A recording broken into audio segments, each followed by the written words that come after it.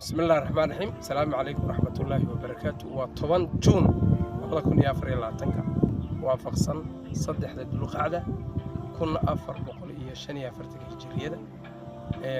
وحن كتشنا والفجر والليالي العشر والشفع والوتر طبعا كم الموت الصبح وقع ما أنت بركة هذا ما شاء الله وحن جوجا بيرتنا إلى هذا حاجة قاسي أو فرتي مقالة بورنا runtii dhulkan oo bannaan baan 2019 guriga ka dhisay jiray maantana 4 waxaan ka yaabaa markaa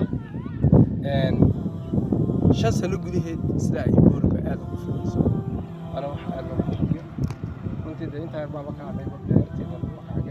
xagga waa ka dhigay xaggan way ka dhaadhacday